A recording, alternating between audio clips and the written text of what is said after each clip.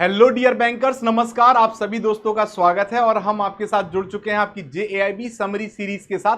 तो दोस्तों, आज की जो हमारी इंपॉर्टेंट क्लास है, यहां पर हम लोग डिस्कस करेंगे मॉड्यूल बी की क्लास नंबर 18। तो आज की जो क्लास है दोस्तों, वहां पे हम लोग डिस्कस करेंगे लेटर ऑफ क्रेडिट। ठीक है दोस्तों, तो आज की हमारी क्लास लेटर ऑफ क्रेडिट के ऊपर चलेगी। तो क्या होता है लेटर ऑफ क्रेडिट, इसको समझने का प्रयास करेंगे।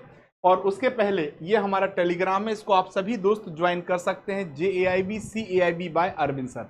तो इसको आप या तो इस नाम से सर्च करके या QR कोड को सर्च करके आप हमारे साथ जुड़ सकते हैं और अपने डाउट्स डिस्कस कर सकते हैं। अब देखिए, जब हम लेटर ऑफ क्रेडिट की बात करते हैं तो हम लोग अपनी क्लास को स्टार्ट करें उसके पहले कुछ चीजें समझ लें। लेटर ऑफ क्रेडिट हमेशा जारी किया जाता है इंटरनेशनल ट्रेड में, है ना। जब हम कोई चीज इंपोर्ट करते हैं या एक्सपोर्ट करते हैं, ठीक है दोस्तों, तो वहां पे लेटर ऑफ क्रेडिट जारी किया जाता है। और जो इंपोर्ट करता है यानी जो बायर है, कौन है दोस्तों? बायर है, या जिसे हम कहते हैं इंपोर्टर, है ना, इंपोर्ट कर रहा है जो। और जो सेलर है ना, सेलर है जो क्या करता है? एक्सपोर्ट करता है। इनके बीच में अगर कोई भी सामान खरीदा जाता है तो वहां पे लेटर ऑफ क्रेडिट का यूज किया जाता है। ठीक है दोस्तों, तो अ लेटर ऑफ क्रेडिट और LC is a written document. ये क्या होता है? एक रिटन डॉक्यूमेंट होता है, इशूड बाय इंपोर्टर्स बैंक, है ना। इसको कौन इशू करता है? इंपोर्टर का बैंक जारी करता है। कौन करता है? इंपोर्टर का बैंक जारी करता है। ठीक है दोस्तों, है ना। और इंपोर्टर्स के बिहाफ पे, किसके बिहाफ पे? इंपोर्टर के बिहाफ पे। ठीक, तो इंपोर्टर का बैंक जो लेटर ऑफ क्रेडिट जारी करता है, इशू करता है, वो कहलाता है ओपनिंग बैंक। क्या कहलाता है दोस्तों? ओपनिंग बैंक कहलाता है, या इशूइंग बैंक कहलाता है। क्या कहलाता है? इशूइंग बैंक कहलाता है। क्या कहलाता है दोस्तों? इशूइंग बैंक कहलाता है। तो एक पॉइंट हमारा क्लियर हो गया ना। सेकंड, थ्रू इट्स इशुएंस, जब इसको जारी किया जाता है, लेटर ऑफ क्रेडिट को जारी किया जाता है, the exporter is assured that the issuing bank will make a payment to the exporter for the international trade conducted between both parties. तो जब कोई बैंक लेटर ऑफ क्रेडिट जारी कर देता है तो जो हमारा सेलर यानी एक्सपोर्टर है, उसको ये अश्योरेंस मिल जाता है। क्या मिल जाता है? ये अश्योरेंस मिल जाता है कि जो भी वो इंटरनेशनल ट्रेड कर रही हैं ये दोनों पार्टी, इसमें अगर कोई भी पेमेंट डिफॉल्ट होगा तो फिर जो बैंक जिसने लेटर ऑफ क्रेडिट जारी किया वो एक्सपोर्टर का पैसा पेमेंट कर देगा। तो the importer is applicant of the LC. इस एलसी के लिए जो एप्लीकेंट होता है, जो एप्लीकेंट होता है वो कौन होता है दोस्तों?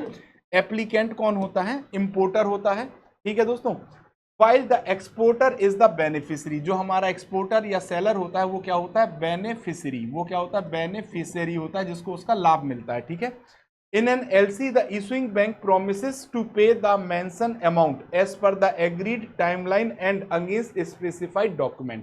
तो यहाँ पे जो letter of credit bank provide करता है इंपोर्टर के बिहाफ पे, वो एक प्रकार से प्रॉमिस करता है एक्सपोर्टर से कि उसका पैसा तय टाइमलाइन पर और स्पेसिफिक डॉक्यूमेंट के अगेंस्ट में मिलेगा। अब वो स्पेसिफिक डॉक्यूमेंट क्या होता है?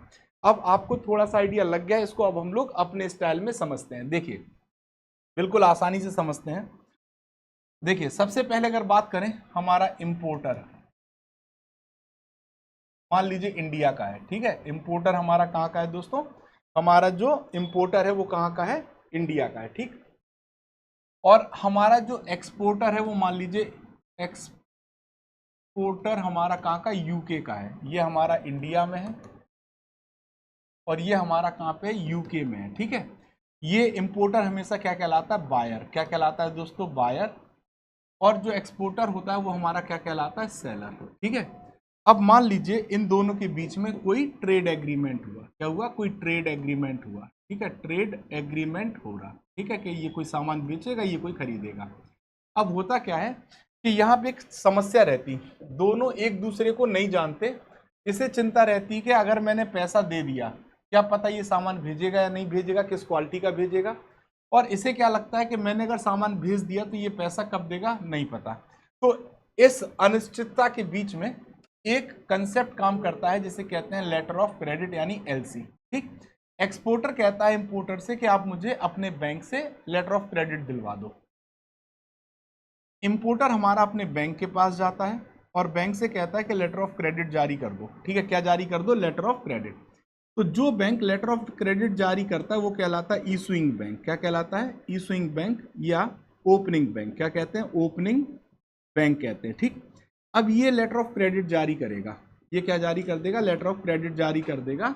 एक्सपोर्टर का एक बैंक होगा जिसे कहा जाता है एडवाइजिंग बैंक। क्या कहा जाता है, एडवाइजिंग बैंक, जो कि किस देश का बैंक होगा, यूके का बैंक होगा। कहाँ का बैंक होगा, यूके का। ठीक, जैसे ही लेटर ऑफ क्रेडिट इसको मिलेगा, ये इस लेटर ऑफ क्रेडिट को, डॉक्यूमेंट को वेरीफाई करेगा और एडवाइस करेगा कि आपका जो लेटर ऑफ क्रेडिट है वो जेन्युइन है। जैसे ही लेटर ऑफ क्रेडिट जेन्युइन है, इनको पता चलेगा, ये क्या करेंगे, जो भी सामान था उसको क्या कर देंगे, शिपमेंट कर देंगे। क्या कर देंगे दोस्तों, शिपमेंट कर देंगे, किसी शिपिंग कंपनी के साथ जुड़ के। ठीक है, शिपमेंट कर देंगे। जैसे ही सामान शिपमेंट होगा, इनको क्या मिल जाएगा, बिल ऑफ लेडिंग। क्या मिल जाएगा, बिल ऑफ लेडिंग मिल जाएगा। ठीक है, बिल ऑफ लेडिंग यानी जो भी सामान लेके जा रहा है उसका बिल। अब ये क्या करेंगे, बिल किसको प्रोवाइड कर देंगे, या तो एडवाइजिंग बैंक को भी प्रोवाइड कर सकते हैं या किसी अदर बैंक को भी प्रोवाइड कर सकते हैं। किसी भी बैंक को प्रोवाइड कर देंगे।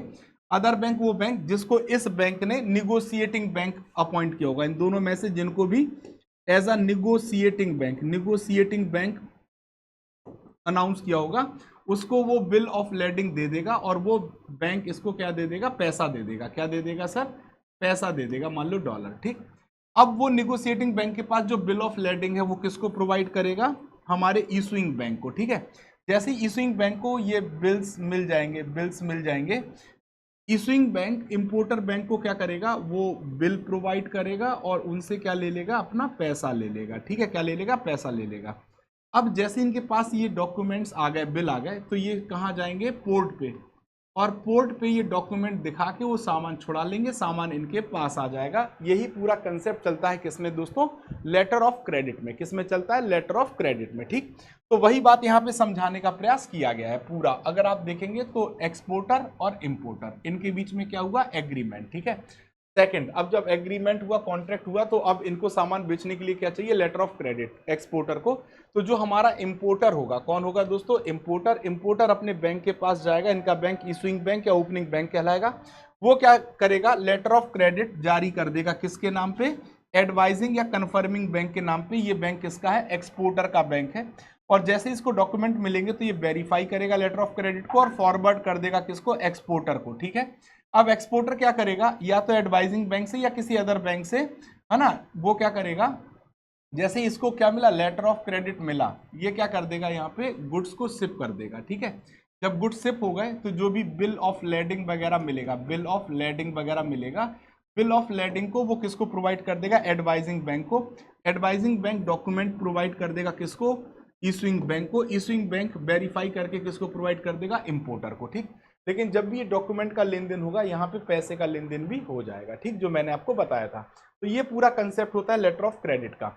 Now parties of letter of credit, कौन कौन सी पार्टीज होती हैं जब हम लेटर ऑफ क्रेडिट की बात कर रहे होते हैं, कौन कौन सी पार्टीज होती हैं जब हम लेटर ऑफ क्रेडिट की बात कर रहे होते हैं।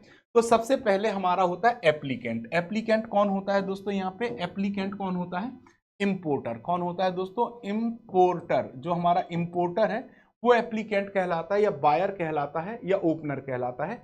ही is a person who applies to bank for letter of credit, for example mister Ram and company. हमारी जो अभी कंपनी देखेंगे वो राम एंड कंपनी है। ठीक है, फिर इशूइंग बैंक कौन होता है, एप्लीकेंट का बैंक, जिसके पास जाके वो क्या कहता है कि आप क्या कर दीजिए, लेटर ऑफ क्रेडिट को इशू कर दीजिए। तो the bank which opens the letter of credit on request of the applicant. और एप्लीकेंट कौन था दोस्तों, हमारा एप्लीकेंट कौन था, इंपोर्टर। ठीक, तो इसका जो बैंक होगा, मान लीजिए इनका बैंक है बैंक ऑफ बड़ौदा, इंडिया में इनका बैंक है बैंक ऑफ बड़ौदा। अब बेनिफिशियरी कौन होता है, जिससे इन्होंने सामान खरीदा है, क्रेडिटर एक्सपोर्टर या सेलर। ठीक, तो the person who is entitled to receive the benefit under letter of credit, suppose MS Jha and company. ठीक है, एडवाइजिंग बैंक कौन होता है, यूके की जो कंपनी थी MS झा कंपनी, उसका जो बैंक होगा वो एडवाइजिंग बैंक कहलाएगा या नोटिफाइंग बैंक कहलाएगा। ठीक, so the bank in beneficiary exporter country through which the letter of credit advise to the beneficiary, for example UK bank, है ना, यूके में है तो यूके बैंक है। ठीक है, तो अब ये आपका पूरा प्रोसेस है, अगर आप ध्यान से देखें तो मैं बता देता हूं सिंपल। देखिए इनका कहना क्या है कि सबसे पहले एप्लीकेंट कौन होता है, एप्लीकेंट हमारा होता है बायर या इंपोर्टर, जो कि सामान को इंपोर्ट कर रहा, और हमारी कंपनी का नाम था mister Ram and company. Issuing bank कौन होता है, इस इंपोर्टर का बैंक जो लेटर ऑफ क्रेडिट जारी करता है। यहां पे हमारा एग्जांपल है बैंक ऑफ बड़ौदा। ठीक है, फिर एडवाइजिंग बैंक कौन होता है? हमारे बेनिफिशियरी या एक्सपोर्टर की जो बैंक है, MS झा एंड कंपनी, जो कि यूके में है। कहाँ पे? यूके में। तो उनका जो बैंक होगा द यूके बैंक, ये हमारा एडवाइजिंग और कंफर्मिंग बैंक होगा। और बेनिफिशियरी कौन है? जिसके पक्ष में लेटर ऑफ क्रेडिट जारी किया गया है। ठीक है दोस्तों, तो ये हमारा पूरा प्रोसेस चलता है लेटर ऑफ क्रेडिट का। नाउ आगे बढ़ते हैं। अब निगोशिएटिंग बैंक क्या होता है? What is negotiating bank? एक अलग से वर्ड आया, लेकिन मैंने आपको पढ़ाया है। क्या कहा है? The bank in the beneficiary exporter country. हमारा जो झा एंड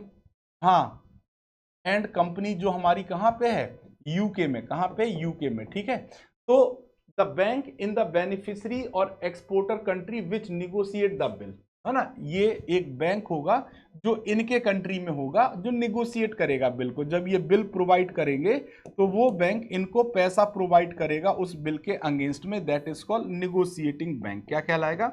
निगोशिएटिंग बैंक कहलाएगा। ठीक है दोस्तों, if the LC specifies a bank, अगर इस एलसी में, जहां पे एलसी जारी की गई थी, अगर वो किसी बैंक को स्पेसिफाई करता है, then the bank is the negotiating bank and is also called negotiated bank or paying bank. If the LC however does not specify the bank, then any bank can negotiate the bill. ठीक है, तो वो कोई भी bank exporter की country का negotiate कर सकता है। फिर आता है कन्फर्मिंग बैंक। क्या होता है? The advising bank is only required to advise the credit to the beneficiary. ठीक है, if however in additional to advice the credit the advising bank were to confirm it, then the advising bank will also become a confirming bank. तो जब confirm करने की बात आती है तो हमारा एडवाइजिंग बैंक कंफर्मिंग बैंक भी बन जाता है। रिम्बर्सिंग बैंक कौन होता है? It is the bank which appointed by issuing bank, है ना। बैंक ऑफ बड़ौदा ने जिस बैंक को रिम्बर्सिंग बैंक अपॉइंट किया होगा to make reimbursement to the negotiating bank, है ना। इंडिया में मान लीजिए हमारे बैंक ऑफ बड़ौदा ने या तो खुद रिम्बर्स कर दे तो ये रिम्बर्सिंग बैंक बन जाएगा, या इसने मान लीजिए SBI किसी बैंक को अपॉइंट कर रखा है कि हमारे जो भी लेटर क्रेडिट होंगे उसका रिम्बर्समेंट आप करेंगे। तो इंडिया में जो बैंक होगा ये जो रिम्बर्स करेगा, निगोशिएटिंग बैंक। देखो क्या हुआ, निगोशिएटिंग बैंक ने पैसा दे दिया बेनिफिशियरी को, निगोशिएटिंग बैंक को पैसा देगा इंडिया का बैंक, और जो बैंक निगोशिएटिंग बैंक को पैसा देगा वही कहलाएगा रिम्बर्सिंग बैंक। क्या कहलाएगा दोस्तों? रिम्बर्सिंग बैंक कहलाता है। ठीक है, नाउ आगे देखते हैं।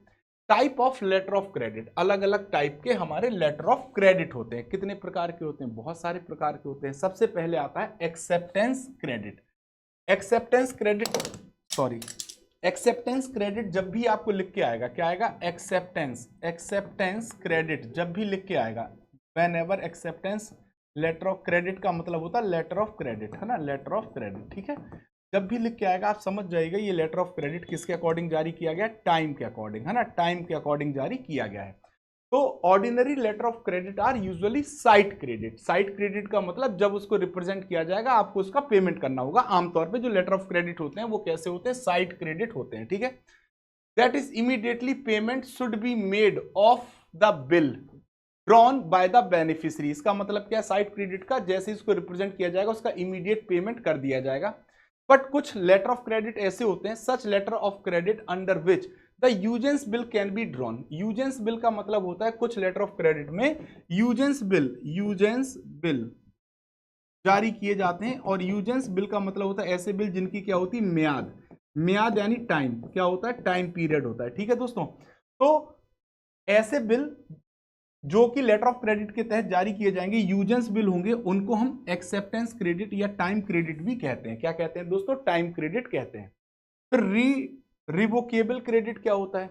जैसे मान लीजिए किसी बैंक ने लेटर ऑफ क्रेडिट जारी किया बेनिफिशियरी के पक्ष में, और अगर वो बैंक जो इशूइंग बैंक है बेनिफिशियरी को बिना बताए, अगर उसके पास ये राइट है कि वो लेटर ऑफ क्रेडिट को कैंसिल कर सकता है या उसमें कोई मॉडिफिकेशन कर सकता है, तो उसे रिवोकेबल लेटर ऑफ क्रेडिट कहते हैं। तो revocable letter of credit is the credit that can be amended और cancelled by issuing bank without prior notice to the beneficiary. ठीक है, however if any negotiating bank has act on the credit prior to receipt of the notice amendment और cancellation, then the issuing bank is bound to reimburse the negotiating bank. अब इनका कहना क्या है कि जब भी हम बात करेंगे whenever we talk about the revocable, है ना, जब हम रिवोकेबल लेटर ऑफ क्रेडिट की बात करते हैं तो यहाँ पे जो इशुइंग बैंक था, कौन था बैंक? इशुइंग बैंक, है ना। इशुइंग बैंक अगर उस लेटर ऑफ क्रेडिट को अमेंड कर सकता है, उसमें कोई चीज जोड़ सकता है या घटा सकता है, या उसको कैंसिल कर सकता है, क्या कर सकता है? कैंसिल कर सकता है without prior notice, without prior notice, बिना प्रायर नोटिस प्रोवाइड किए, किसको? बेनिफिशियरी को, किसको? बेनिफिशियरी को, बेनिफिशियरी को। तो उस बिल को हम क्या कहते हैं? रिवोकेबल। क्या कहते हैं दोस्तों? उसको हम रिवोकेबल लेटर ऑफ क्रेडिट कहते हैं, ठीक। अब ये तो हो सकता, बशर्ते इसमें एक कंडीशन है कि अगर मान लीजिए इशुइंग बैंक ने बेनिफिशियरी के कंट्री में किसी बैंक को निगोशिएटिंग बैंक बनाया है, निगोशिएटिंग बैंक बनाया है, निगोशिएटिंग, अगर निगोशिएटिंग बैंक ने मान लीजिए कोई पेमेंट ऑलरेडी कर दिया है, इनके नोटिस देने के पहले ही पेमेंट कर दिया है, तो फिर इशुइंग बैंक को उनका पेमेंट करना पड़ेगा। लेटर ऑफ क्रेडिट का क्या करना पड़ेगा? पेमेंट करना पड़ेगा। क्या करना पड़ेगा? पेमेंट करना पड़ेगा। यही कंडीशन इन्होंने बताने का यहाँ पे प्रयास किया है, ठीक है। नाउ दूसरा होता है इर्रिवोकेबल क्रेडिट। इर्रिवोकेबल में क्या होता है? इर्रिवोकेबल में क्या होता है? ऐसा लेटर ऑफ क्रेडिट जिसे एक बार अगर जारी कर दिया गया तो ना तो उसमें कोई अमेंडमेंट कर सकते हैं, ना तो कोई अमेंडमेंट कर सकते हैं दोस्तों, है ना, और ना ही उसमें कोई आप कैंसिलेशन कर सकते हैं, ना ही कोई कैंसिलेशन कर सकते हैं। तो अगर आप ऐसा कोई लेटर ऑफ क्रेडिट जारी कर दें जिसमें कोई अमेंडमेंट और मतलब कैंसिलेशन आप नहीं कर सकते हैं ना, without consent of the beneficiary, बिना कंसेंट के बेनिफिशियरी के, तो उसे इर्रिवोकेबल क्रेडिट कहते हैं। फिर आता है कंफर्म्ड क्रेडिट। क्या होता है? If a bank advising the credit to the beneficiary add its own confirmation to the credit, then the credit would be called confirm credit. Only irrevocable credit can be confirmed with recourse or without recourse. इनका कहना है confirm credit क्या है कि अगर कोई advising bank, है ना, कोई एडवाइजिंग बैंक एडवाइस करता है बेनिफिशियरी को लेटर ऑफ क्रेडिट के रिगार्डिंग, है ना, इट्स ओन कंफर्मेशन, और वो अपनी कंफर्मेशन प्रोवाइड कर देता है, किसको? बेनिफिशियरी को, तो क्रेडिट क्या कहलाएगा? कंफर्म क्रेडिट कहलाएगा। और कंफर्म क्रेडिट हमेशा किस केस में प्रोवाइड किया जाता है? जब इर्रिवोकेबल क्रेडिट होता है, और इसे विद रिकोर्स यानी जिम्मेदारी के साथ, या विदाउट रिकोर्स बिना जिम्मेदारी के साथ जारी किया जा सकता है। रिकोर्स क्रेडिट का मतलब क्या है? When beneficiary draw a bill, beneficiary कौन था? हमारा एक्सपोर्टर, हमारा जो एक्सपोर्टर है वो हमारा क्या है? बेनिफिशियरी, ठीक है, बेनिफिशियरी। अब बेनिफिशियरी ने जब कोई सामान बेचा, किसको? इंपोर्टर को, तो उसने क्या किया? इंपोर्टर को जब कोई सामान बेचा तो उसने यहाँ पे एक बिल ड्रॉ कर लिया। ड्रॉ क्या किया? एक बिल ड्रॉ कर लिया, ठीक। अब इस बिल को वो क्या कराने गया? अपने यहाँ के किसी बैंक के पास डिस्काउंट, क्या कराने गया? बैंक के पास डिस्काउंट कराने गया, ठीक है, डिस्काउंट करा लिया। तो डिस्काउंट करने के बाद अमाउंट बैंक ने दे दिया, और वो बिल किसके पास आ गया? बैंक के पास, ठीक। अब वो बैंक पैसा किससे वसूलेगा? इंडिया के बैंक से, जिसने लेटर ऑफ क्रेडिट क्या किया था? जारी, ठीक है। अब अगर मान लीजिए ये letter of credit with recourse जारी किया, ये जो बिल डिस्काउंट हुआ है विद रिकोर्स हुआ है, क्या हुआ है? विद रिकोर्स, यानी जिम्मेदारी के साथ। अब विद रिकोर्स का मतलब क्या है? कि जब ये बैंक यहाँ के इंडिया के बैंक से पेमेंट की रिक्वेस्ट करेगा, अगर ये पेमेंट डिफॉल्ट होता है, क्या होता है? डिफॉल्ट हो जाता है, ठीक। तो उस केस में फिर जिम्मेदारी किसकी रहेगी? एक्सपोर्टर की जिम्मेदारी रहेगी कि वो बैंक का पैसा वापस करेगा अपने यहाँ जिनसे बिल को डिस्काउंट कराया, ठीक। अगर यही letter of credit without recourse होता, कैसा होता? विदाउट रिकोर्स होता। क्या होता? विदाउट रिकोर्स होता। तो होता क्या उसमें कि ये जो बिल जारी किया गया था, अगर यहाँ डिफॉल्ट होगा तो एक्सपोर्टर की कोई जिम्मेदारी नहीं होगी। अगर एक बार डिस्काउंट करा लिया तो फिर अब आपकी जिम्मेदारी है, ठीक है। तो वही होता है विद रिकोर्स और विदाउट रिकोर्स। अब होता है ट्रांसफरेबल लेटर ऑफ क्रेडिट। क्या होता है? जैसे ए हमारा इंपोर्टर है और बी हमारा एक्सपोर्टर है। ए ने अपने बैंक से लेटर ऑफ क्रेडिट जारी कराया बी के लिए, ठीक। अब बी ने इसी लेटर, ट्रांसफरेबल है ना, तो अब ए ने बी के लिए जारी किया, तो as such the right under the letter of credit. अब यहाँ पे इस लेटर ऑफ क्रेडिट के तहत जो भी राइट्स हैं वो किसके पास हैं दोस्तों? बी के पास हैं। किसके पास हैं? बी के पास। As such right under the letter of credit can not be transferred and is vested in the beneficiary. आमतौर पे जो लेटर ऑफ क्रेडिट होते हैं, लेटर ऑफ क्रेडिट के राइट्स आप ट्रांसफर नहीं कर सकते, वो बेनिफिशियरी के पास ही वेस्टेड होते हैं, है ना। A transferable credit is one under which beneficiary can transfer their right to the third party. अब अगर कोई लेटर ऑफ क्रेडिट ट्रांसफरेबल है, कैसा है, ट्रांसफरेबल है, फ्रेबल है, तो वो क्या करेगा, ये जो लेटर ऑफ क्रेडिट के राइट्स हैं वो किसी थर्ड पार्टी सी को ट्रांसफर कर सकता है, ठीक है। और ऐसा अगर कुछ होगा तो specially stated in letter of credit is not transferable, है ना। अगर आपका लेटर ऑफ क्रेडिट ट्रांसफरेबल नहीं है तो आपको लिखना पड़ेगा कि नॉट ट्रांसफरेबल, अगर ट्रांसफरेबल है तो आपको लिखना पड़ेगा ट्रांसफरेबल, ठीक। फिर आता है बैक टू बैक क्रेडिट। क्या होता है back to back? The beneficiary in whose favour an letter of credit issued uses the same to obtain another credit from his bank in favour of the supplier. अब इनका कहना देखो कहानी यही है सेम, बस समझने वाली बात है कि ए ने लेटर ऑफ क्रेडिट किसके नाम पे जारी कराया, बी के नाम पे, और बी क्या करे अपने बैंक से इसी लेटर ऑफ क्रेडिट के बिहाफ पे एक लेटर ऑफ क्रेडिट सी को जारी करा दे, क्योंकि सी इनका सप्लायर है। तो इसे हम क्या कहते हैं, back to back letter of credit कहते हैं। क्या कहते हैं दोस्तों, back to back letter of credit कहते हैं। So there are 3 bank involve in this type of letter of credit. यहां पे 3 बैंक जारी हो जाएंगे। कैसे? एक तो इनका बैंक होगा जिसे हम क्या कहते हैं, इशुइंग बैंक, है ना। इशुइंग बैंक देगा एडवाइजिंग बैंक को, एडवाइजिंग बैंक इस बैंक के लिए क्या बन जाएगा, इशुइंग बैंक, और फिर इसका एक एडवाइजिंग बैंक। तो यहाँ पे 3 बैंक जारी हो जाएंगे, मतलब 3 बैंक जुड़ जाएंगे, issuing bank, advising bank and third bank which issued N ancillary credit against the security of the original credit. ठीक है दोस्तों, तो ये पॉइंट यहाँ पे डिस्कस किया गया। अब सबसे इंपॉर्टेंट हमारे 2 लेटर ऑफ क्रेडिट आते हैं, 2 लेटर ऑफ क्रेडिट जिसे एंटीसिपेटरी लेटर ऑफ क्रेडिट कहते हैं। बहुत इंपॉर्टेंट है, एग्जाम में आता है, red clause letter of credit और green clause letter of credit. दोनों में से एक तो एग्जाम में पूछा ही जाता है, ठीक। तो सबसे पहले red clause letter of credit की बात करते हैं। In a usual letter of credit transaction the beneficiary will be entitled to receive payment only on his handing over the document and bill drawn under the letter of credit to the negotiating bank. However, in certain credit, the beneficiary will be entitled to get advance of the price.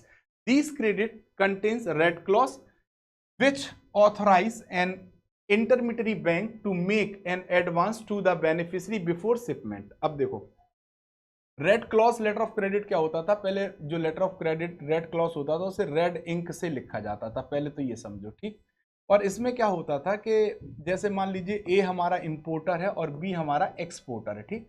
इसने अपने bank से कहा कि आप क्या दे दो, letter of credit जारी कर दो। इन्होंने लेटर ऑफ क्रेडिट जारी कर दिया, किसके नाम पे, बी के नाम पे। इनके एडवाइजिंग बैंक के पास पहुंचा और इन्होंने कंफर्म कर दिया बी को।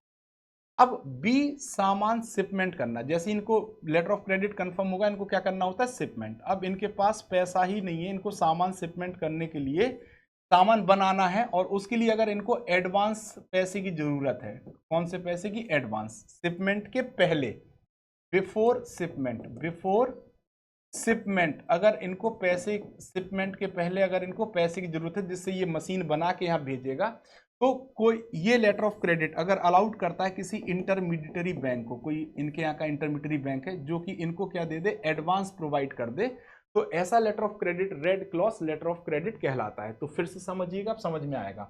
इन a usual letter of credit transaction the beneficiary will be entitled to receive payment. Beneficiary entitled होता है कि उसको क्या मिलेगा, पेमेंट मिलेगा, only on his handing over documents and bill drawn under the LC. ये पेमेंट तभी मिलेगा जब ये डॉक्यूमेंट्स को मतलब हैंड ओवर करेंगे, ठीक। अब डॉक्यूमेंट्स कब हैंड ओवर करेंगे, जब ये शिपमेंट कर देंगे। अब शिपमेंट कर देंगे, ठीक है ना, तब निगोशिएटिंग बैंक को ये क्या देगा, डॉक्यूमेंट देगा, निगोशिएटिंग बैंक इनको पैसा देगा। अब निगोशिएटिंग बैंक डॉक्यूमेंट यहाँ के इशुइंग बैंक को देगा, तब इशुइंग बैंक इनको पैसा देगा। अब इंपोर्टर जब हमारे इशुइंग बैंक को पैसा देगा तब ये इनको डॉक्यूमेंट्स देगा, ये डॉक्यूमेंट्स पोर्ट पे लेके जाएंगे और अपना सामान छुड़ा लेंगे।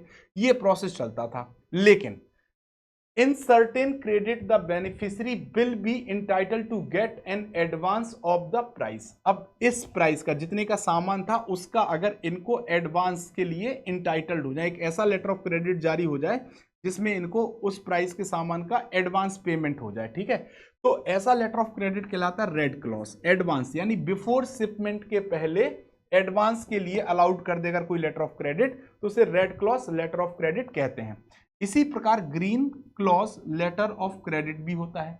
अब इसमें क्या हुआ, देखो जो हमारा red clause letter of credit, letter of credit, let clause letter of credit की अगर हम बात करें तो इसमें क्या होता है, प्री शिपमेंट, शिपमेंट के पहले प्री शिपमेंट, प्री शिपमेंट क्या मिल जाता है, एडवांस, एडवांस अलाउड होता है, एडवांस किसको मिल जाता है, बेनिफिशियरी को, किसको मिल जाता है, बेनिफिशियरी को, ठीक है। तो इसे हम क्या कहते हैं, red clause letter of credit कहते हैं, क्या कहते हैं, red clause letter of credit कहते हैं, ठीक है, डन है, ठीक। अब एक ऐसा लेटर ऑफ क्रेडिट जो इसी का रिफाइनमेंट हो, प्री शिपमेंट एडवांस तो दिलाई दे, साथ ही साथ जब सामान यहाँ पे पहुंचे पोर्ट पे तो यहाँ पे वेयर हाउस, जो वेयर हाउस नहीं होता, वेयर हाउस में सामान रखने के लिए इसको जो स्टोरेज चार्जेस हैं, स्टोरेज चार्जेस हैं, है ना, वो भी अगर अवेलेबल करा दे, स्टोरेज चार्जेस भी अवेलेबल करा दे, तो उसे हम green clause letter of credit कहते हैं, क्या कहते हैं, green clause letter of credit. मतलब डेफिनेशन क्या हुई, this is the refinement of red clause letter of credit, red clause letter of credit का रिफाइनमेंट होता है। This type of letter of credit not only permit pre shipment advance but also permit advance to the exporter to cover storage at the port of shipment। तो pre shipment advance और post shipment storage charge दोनों चीज allowed कर दे जो letter of credit, वो कहलाता है green clause letter of credit. तो आज की जो हमारी क्लास थी वो किस ऊपर बेस्ड थी, लेटर ऑफ क्रेडिट के ऊपर। हमने लेटर ऑफ क्रेडिट के कंसेप्ट को समझा, हमने पार्टीज को समझा और type of letter of credit को समझा। आई होप आप सभी को क्लियर और समझ में आसानी से आया होगा, ठीक है दोस्तों। तो ये थी आज की हमारी क्लास जहां पे हम लोगों ने लेटर ऑफ क्रेडिट को समझा और आप सभी के लिए हमारा मानसून सेल ऑफर चल रहा है दोस्तों। मानसून सेल ऑफर के तहत आपको 15% का क्या मिल रहा है, डिस्काउंट, ठीक है। तो आप 15% का डिस्काउंट अवेल कर सकते हैं अपने महापैक और लाइव बैचेस पर, ठीक है दोस्तों। और इसके लिए आप यूज कर सकते हैं कूपन कोड मानसून 15। क्या करना है आपको, यूज कूपन कोड मानसून 15। तो ये ऑफर खत्म होने वाला है, जल्दी जल्दी इसको आप फायदा उठा लीजिए। JAIB महापैक फॉर JAIB एग्जाम, अगर आप JAIB एग्जाम नवंबर 2025 को टारगेट कर रहे हैं, 2025 को टारगेट कर रहे हैं, तो आपके लिए सबसे अच्छा तरीका है कि आप महापैक से प्रिपरेशन करें। क्यों, वाई, महापैक में आपको मल्टीपल बैचेस, यानी आपको एग्जाम तक जिन बैचेस की रिक्वायरमेंट होती है वो बैचेस जो भी आएंगे वो आपको इसमें पढ़ने को मिलेंगे। 200 plus class notes, 2000 plus live classes, 500 plus mock and quizzes and 24/7 doubt support उपलब्ध है। और आपको डिस्काउंट सिर्फ मानसून कूपन कोड यूज करना है, आपको लीस्ट प्राइस में हमारे महापैक को सब्सक्राइब करने का मौका मिलेगा। साथ ही साथ आप हमारे JAIB और CAIB अगर आप दोनों एग्जाम की तैयारी एक साथ करना चाहते हैं तो कॉम्बो महापैक के थ्रू कर सकते हैं। यहाँ पे भी मानसून 15 कूपन कोड यूज करेंगे तो लीस्ट प्राइस में आपको यह हमारा महापैक सब्सक्राइब करने का मौका मिलेगा। साथ ही साथ अगर हम बात करें दोस्तों तो JAIB फाउंडेशन बैच और JAIB फाउंडेशन 2.0 बैच आपके लिए अवेलेबल है। लीस्ट प्राइस में आप अपने कंसेप्ट को स्ट्रॉन्ग कर सकते हैं। आपके चारों पेपर, ऑल 4 कंपलसरी पेपर आप यहां से कवर कर लेंगे दोस्तों, और लीस्ट प्राइस आपके लिए है 1699 रुपए। अगर आप में से किसी का इंडिविजुअल एग्जाम रह गया है, इंडिविजुअल पेपर रह गया, उसको आपको टारगेट करना है सिर्फ 1 या 2 पेपर, तो आप अपने फाउंडेशन के लिए हमारे इंडिविजुअल बैचेस को सब्सक्राइब कर सकते हैं दोस्तों। चारों पेपर के इंडिविजुअल पेपर आपके लिए अवेलेबल है और लिस्ट प्राइस 679 में आप इसे अवेल कर सकते हैं। तो दोस्तों ये थी आज की हमारी क्लास, आई होप आप सभी को समझ में आई होगी। Thank you very much. मिलेंगे नेक्स्ट क्लास में नेक्स्ट इंपॉर्टेंट टॉपिक के साथ। तो आपके मॉड्यूल वाइज हम यूनिट वाइज इंपॉर्टेंट टॉपिक्स को कवर करते जा रहे हैं। प्ले लिस्ट के थ्रू आप पुराने टॉपिक्स को भी पढ़ सकते हैं जो प्रीवियस अभी तक की क्लासेस के टॉपिक हो गए हैं। तो आई होप सभी को समझ में आया होगा। Thank you very much, good night, thank you all.